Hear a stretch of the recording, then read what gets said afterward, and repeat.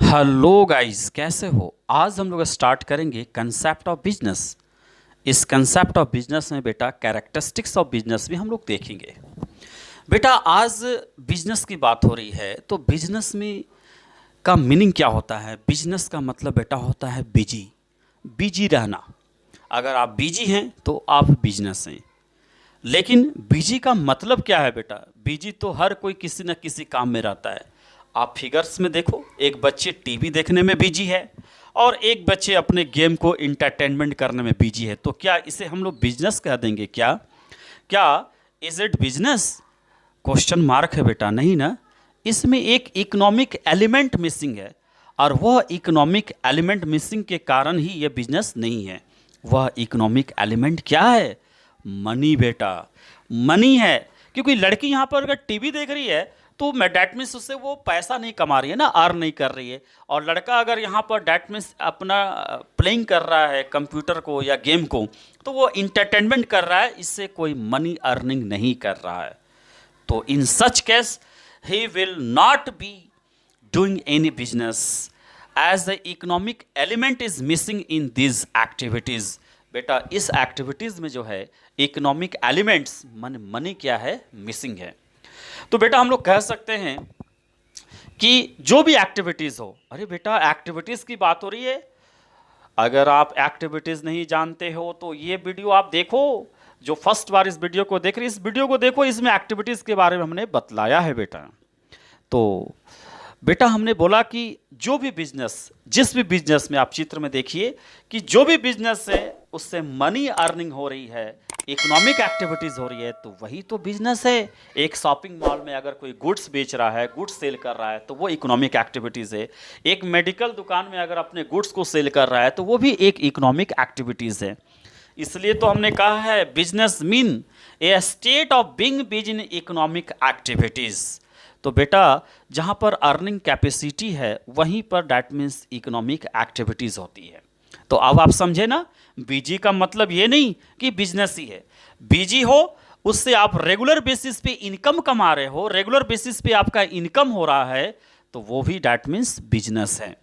Business का मतलब ये नहीं कि आपने कोई डोमेस्टिक गुड्स जो आप यूज़ कर रहे हैं, डोमेस्टिक गुड्स, और उसको आपने सेल कर दिया तो उससे जो आप इनकम हुआ तो वो बिजनेस नहीं बेटा। वो आपका डोमेस्टिक गुड्स है, आपने यूज़ किया और उसको सेल किया और उससे पैसा अर्निंग आपने किया, बल्कि आपने उस गुड्स को डैट मीन्स परचेस किया था सेल की भावना से नहीं, तो बल्कि यूज़ करने की भावना से। तो बेटा आप याद रखना कि अगर कोई भी गुड्स अगर हम लोग परचेस कर रहे हैं अपने डोमेस्टिक यूज़ के लिए और फिर उसको यूज़ करने के बाद अगर उसे हम सेल कर देते हैं तो वो बेटा बिजनेस नहीं। उससे इनकम तो हो रहा है लेकिन वो बिजनेस नहीं कहलाएगा। क्योंकि जब तक हम किसी गुड्स को रेगुलर बेसिस पे सेल और परचेस नहीं करते हैं, मेरा काम ही है परचेस करना और हम परचेस कर रहे हैं उस गुड्स को सेल की भावना से, मुझे दूसरे को सेल करना है, तो बेटा वो बिजनेस कहलाएगा। ठीक है। अगर इसी बात पे एक एग्जांपल और लेते हैं, मान लीजिए बेटा कि आपके पास एक स्कूटर है, आपने न्यू परचेस किया था, आपने उसे यूज़ किया और उस स्कूटर को बेचने से आपको आपके पास कुछ इकोनॉमिक एक्टिविटीज़ हुए, इकोनॉमिक डैट मीन्स मनी आए, तो क्या वो बिजनेस होगा क्या बेटा? नहीं यार, वो बिजनेस हो ही नहीं सकता, क्योंकि उस मेरा मेन मोटिव था डैट मीन्स उसको यूज़ करना, बल्कि हमको परचेस करके सेल करना नहीं था। तो इसलिए तो हमने कहा है बेटा business mean A state of being busy in economic activities. Okay. तो अब सवाल उठता है कि तो सर बिजनेस का डिफिनेशन क्या होगा? जब आपने बोल दिया कि बिजनेस में इकोनॉमिक एक्टिविटीज होती है, इकोनॉमिक एक्टिविटीज होती है लेकिन वो रेगुलर बेसिस पे होना चाहिए, उस गुड्स को हम परचेस कर रहे हैं सेल की भावना से, उसे सेल करना है, इससे परचेस कर रहे हैं, तो वो डैट मीन्स बिजनेस होता है। तो सर एक्चुअली बिजनेस का डेफिनेशन क्या है बताओ ना। बहुत अच्छा क्वेश्चन आपने पूछा बेटा। बहुत सारे विद्वानों ने बहुत अलग अलग डेफिनेशन दिए हैं, थोड़ा उन विद्वानों की भी बात करते हैं। उन विद्वानों की बात करेंगे तो थोड़ा सा मुझे मज़ा आएगा और आपको भी मज़ा आएगा। तो चलिए पहले डेफिनेशन दिए थे हैनी।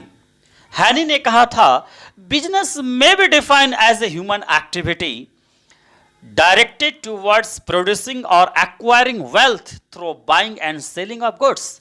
हैनी बोलता है कि किसी भी प्रोडक्ट को प्रोड्यूस करो, ठीक है, उससे पैसे कमाओ, कैसे? किसी गुड्स को परचेस करके और सेल करके, तो वही बिजनेस है। जिस गुड्स को हम परचेस करते हैं, सेल करते हैं, प्रोड्यूस करते हैं, तो हैनी ने कहा वही बिजनेस है। अगर हम पोलोमैन की बात करें, पीटरसन पोलोमैन की बात करें, तो उन्होंने भी ये बात कही है कि बिजनेस में be defined as an activity in which different person exchange something of value whether goods और सर्विसेज फॉर म्यूचुअल गेन और प्रॉफिट्स। अगर एक बात हम करते हैं एल.आर. डिक्सी की, जो प्रोफेसर थे ब्रिटेन इंस्टीट्यूट में, एल.आर. डिक्सी ने कहा business refer to a form of activity pursuing primarily with the object of earning profits for the benefit of those on whose behalf the activity is conducted। बेटा सब लोगों ने एक ही बात कहा है कि भाई परचेस करो, सेल करो, प्रोड्यूस करो, बिजनेस होता है। सब लोगों ने तो एक ही, तो अब सब लोगों ने एक ही बार कहा है, तो बेटा हम लोगों को कंक्लूड पे तो निकलना है ना कि बिजनेस का बेस्ट डेफिनेशन क्या होगा। लो अब तुम्हारे मन में सवाल उठता है, सर ये तीनों राइटर हैं, तीनों राइटर का डेफिनेशन याद करूं या किसे याद करूं? तो बेटा इसका सवाल का जवाब मैं देता हूं। बेटा मैं एक डेफिनेशन दे रहा हूं, इस डेफिनेशन को आपको याद रखना है। तो देखो अच्छे डेफिनेशन क्या है, देखो, सुनो और पढ़ो और समझो। जो अच्छी डेफिनेशन ये है बिजनेस का कि business refer to those economic activities which are connected with production. बेटा याद रखना, बिजनेस एक ऐसा इकोनॉमिक एक्टिविटीज है जो कनेक्ट करता है, जो संपर्क रखता है प्रोडक्शन, जहां पर प्रोडक्शन होता है, परचेज होता है और सेल होता है। बिजनेस क्या होता है? बिजनेस एक ऐसा इकोनॉमिक एक्टिविटीज है जहां पर प्रोडक्शन हो, जहां पर गुड्स का सेल हो और परचेज हो और सर्विस का भी सप्लाई हो, with the main object of earning profits. तो बेटा फिर से एक बार देख लो, business refer to those economic activities which are connected with the production, purchase and sale of goods or supply of service with the main object of earning profit। इसी को तो बेटा बिजनेस कहते हैं। देखो कितना सिंपल वे में हमने आपको बतलाया बिजनेस होता क्या है। तो बेटा समझ में आया ना बिजनेस क्या होता है? अगर कोई पूछ दिया तो आराम से जवाब दे देना। बिजनेस क्या है? बोलो। बिजनेस एक इकोनॉमिक एक्टिविटीज है जिसमें प्रोडक्शन होता है, जिसमें परचेज होता है, सेल होता है गुड्स का यार, और सप्लाई किया जाता है किसका? सर्विस का। और उसका मेन मोटिव क्या है? प्रॉफिट कमाना। तो बेटा यही तो बिजनेस है।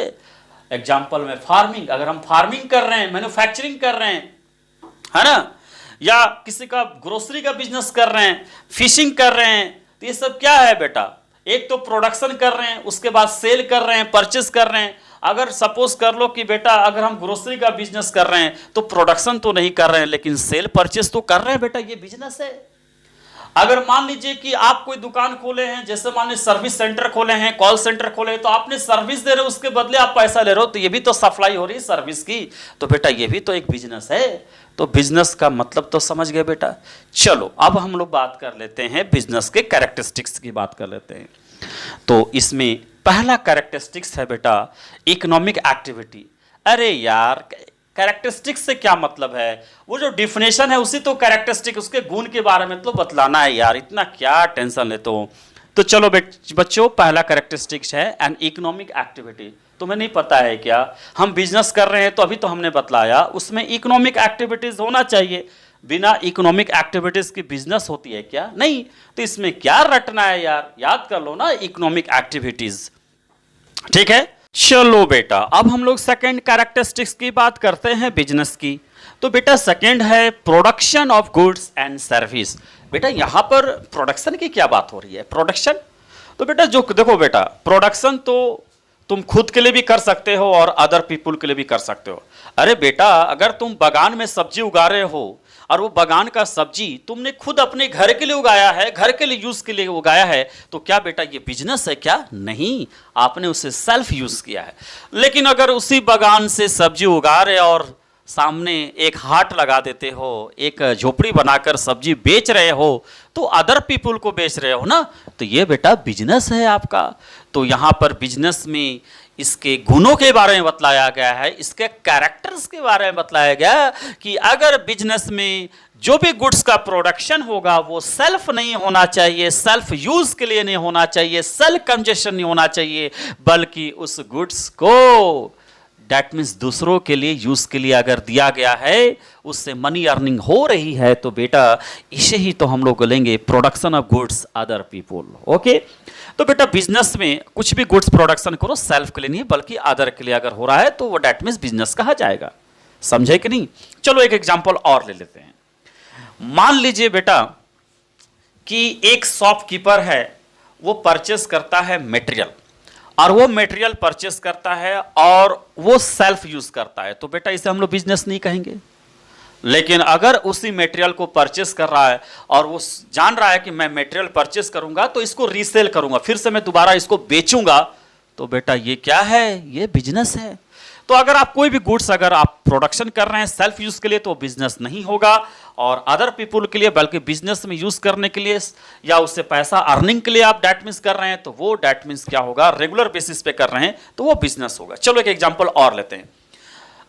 अगर मान लीजिए कि आपकी माँ जो है अपने फैमिली के लिए खाना बना रही है, कुकिंग कर रही है, तो क्या वो बिजनेस है? नहीं, इट इज़ नॉट बिजनेस, ये बिजनेस नहीं है। लेकिन वही माँ अगर रेस्टोरेंट में जाकर खाना बना रही है, कस्टमर को डील कर रही है और कस्टमर से चार्ज कर रही है, पैसा चार्ज कर रही है, तो बेटा ये क्या है? बिजनेस है। उसी प्रकार से बेटा सर्विस की बात करते हैं, बैंकिंग की सर्विसेज होती है, ट्रांसपोर्टेशन की सर्विसेज होती है, इलेक्ट्रिसिटी की सर्विसेज होती हैं। ये जो सर्विस सप्लाई होता है मनी अर्निंग के लिए, तो ये बेटा बिजनेस है। समझ में आया ना बेटा? Production of goods and service भी क्या है? बिजनेस है। तो अभी तक हमने दो कैरेक्टरिस्टिक्स देखा, एक इकोनॉमिक एक्टिविटीज और सेकंड में देखा बेटा production of goods and service. And the third point की बात अगर हम लोग करें बेटा, तो dealing in goods and service on regular basis, बहुत ही इंपॉर्टेंट है बेटा। Dealing in goods and service on regular basis. देखो एक चित्र हमने दिया है, इस चित्र में एक आदमी कहता है I sold my old mobile through OLX for 4500, that means I am doing business now. यहां पर एक आदमी बोल रहा है दूसरे को कि मैं OLX पे अपना मोबाइल बेच रहा हूं 4500 में, क्या मैं I am doing business now, मैं अभी बिजनेस कर रहा हूं नाउ। तो दूसरा आदमी जवाब देता है, यहां कोट वाले आदमी ने जवाब दिया, सेकेंड आदमी ने, no my friend this is not business as you are not doing it on regular basis. बात सही है। आप OLX पे एक टीवी रख दिए, अपने घर के टीवी बेच रहे हो, तो क्या आप बिजनेस थोड़ी कर रहे हो? आप रेगुलर बेसिस पे काम थोड़ी कर रहे हो। आपको जरूरत था, डोमेस्टिक गुड्स था, आप यूज कर रहे थे, तो आप उसको बेच दिए, उससे पैसा आया, लेकिन ये बिजनेस नहीं है। तो जब तक किसी भी काम को बिजनेस तब नहीं माना जाएगा जब तक कि वो रेगुलर बेसिस काम ना हो। तो बेटा रेगुलर बेसिस काम होना चाहिए। आप रेगुलर वो दैट मीन्स सेल कर रहे हैं, परचेस कर रहे हैं, खरीद रहे हैं, तो आपको दैट मीन्स रेगुलर बेसिस होना बहुत ही जरूरी है। अगर मान लीजिए कि आपके घर में अगर कोई मोबाइल है और वो खराब हो गया या किसी कारण से आप बेचना चाहते हो, तो इसको आपने बेच दिया, वन टाइम आपने बेच दिया, तो क्या रेगुलर थोड़ी घर से मोबाइल बेच रहे हो? तो वो बिजनेस नहीं है। लेकिन आपने मोबाइल का स्टोर खोल के रखा है और उसमें मोबाइल रखा और डेली आप सेल कर रहे हो, परचेस कर रहे हो, तो बेटा ये बिजनेस है। तो याद रखना, बिजनेस जो है इन्वॉल्व करता है exchange of goods and service on regular basis. अगर रेगुलर बेसिस पे कोई एक्टिविटी नहीं हो रही है तो उसे हम लोग बिजनेस नहीं मानेंगे। समझे कि नहीं? हाँ। एंड द फोर्थ पॉइंट बेटा है प्रॉफिट अर्निंग। अरे बेटा इतना सारा चीज हमने पढ़ाया कि बिजनेस का मतलब क्या? अर्निंग। तो यहां पर इसका मतलब क्या है यार? इसमें क्या समझना? अगर हम कोई भी बिजनेस कर रहे हैं तो किस लिए कर रहे हैं? प्रॉफिट। मेन पर्पस क्या है? Earning profit. प्रॉफिट नहीं होगा बिजनेस नहीं होगा। तो if the profit motive is missing in transaction then it can not be consider as a business transaction. बेटा अगर आप बिजनेस कर रहे हैं और आपका मोटिव प्रॉफिट अगर मिसिंग है तो वो बिजनेस ट्रांजैक्शंस नहीं है, आप तो वहां पर नॉन इकोनॉमिक एक्टिविटीज कर रहे हैं, फायदा नहीं कमा रहे हैं, तो ये बिजनेस नहीं होगा। तो इसलिए बेटा बिजनेस में दैट मीन्स प्रॉफिट होना जरूरी है। इसलिए तो बेटा कहा गया है no business can survive for long without earning profits. बिना प्रॉफिट का बिजनेस सर्वाइव नहीं हो सकता है। ठीक है ना बेटा? इसलिए बिजनेस के लिए प्रॉफिट तो होना जरूरी है। बिना प्रॉफिट का बिजनेस कैसा यार? अगर तुम्हें बिजनेस कर रहे हो तो बिना प्रॉफिट का बिजनेस करोगे क्या? नहीं ना? चलो बेटा अब नेक्स्ट पॉइंट की ओर आगे बढ़ते हैं। अब नेक्स्ट पॉइंट है अनसर्टेनिटी ऑफ रिटर्न। तो बेटा ये भी एक इम्पॉर्टेंट कैरेक्टरिस्टिक्स है बिजनेस का, अनसर्टेनिटी ऑफ रिटर्न। बेटा कोई भी जो बिजनेस होता है ना, उसका मेन एम होता है कि हमें ज़्यादा से ज़्यादा प्रॉफिट कमाए, लेकिन उसको सोचने से क्या होता है बेटा, अगर हर कोई सोचे और वैसा हो जाए तो थोड़ी होता है बेटा, नहीं होता है। यहाँ पर अनसर्टेनिटी है। हर बिजनेसमैन को ये मान के चलना चाहिए कि मेरा लॉस ही होगा, तभी जाके वो फ्यूचर में प्रॉफिट कमा सकता है। समझे कि नहीं बेटा? आप कुछ भी इन्वेस्ट कर रहे हो उसमें अनसर्टेनिटी है, रिस्क है, लॉस भी हो सकता है। That means there is always a possibility of losses. यहाँ पर हमेशा पॉसिबिलिटी लॉसेस की ही होना चाहिए, तब जाके बिजनेस ग्रोथ करता है बेटा। तो इसलिए बोला गया है कि अनसर्टेनिटी ऑफ रिटर्न, यहाँ जो रिटर्न है वो निश्चितता नहीं है, दैट मीन अनसर्टेनिटी है, मतलब वहाँ पर डेफिनेट नहीं है कि इतना ही प्रॉफिट्स आएगा, डेफिनेट नहीं है कि इतना ही लॉस होगा, यहाँ कुछ कहा नहीं जा सकता है। ठीक है, तो इसके भी एक बहुत ही इंपॉर्टेंट कैरेक्टरिस्टिक्स है। नेक्स्ट पॉइंट है बेटा कंज्यूमर सेटिस्फैक्शंस। ये बहुत ही इंपॉर्टेंट कैरेक्टरिस्टिक्स है बेटा। हर बिजनेसमैन चाहता है कि हम अपने कस्टमर को ज़्यादा से ज़्यादा संतुष्ट करें। अगर कंज्यूमर सेटिस्फैक्शन ज़्यादा होगा तो उसका प्रोडक्ट का जो सेल होगा बहुत ही ज़्यादा होगा, होगा कि नहीं? हाँ, तो इसलिए तो बोला गया है बेटा customer is the king. Customer जो होता है बिजनेस में वो किंग होता है, और ये भी बोला गया है बेटा कस्टमर इज ऑलवेज करेक्ट, और कस्टमर क्या है, ऑलवेज सही होते हैं। तो इस मॉडर्न जो बिजनेस है ना, मॉडर्न युग में जो हम लोग 21वीं शताब्दी में जो जी रहे हैं, इस मॉडर्न दैट मीन्स ईयर में याद रखना, ज़्यादा से ज़्यादा जो बिजनेस है वो ज़्यादा से ज़्यादा चाहते हैं कि हम कस्टमर को दैट मीन्स सेटिस्फाई करें। वहाँ पर प्राइमरी उनका वर्क होता है कि सबसे पहले कस्टमर को हम सेटिस्फाई करें।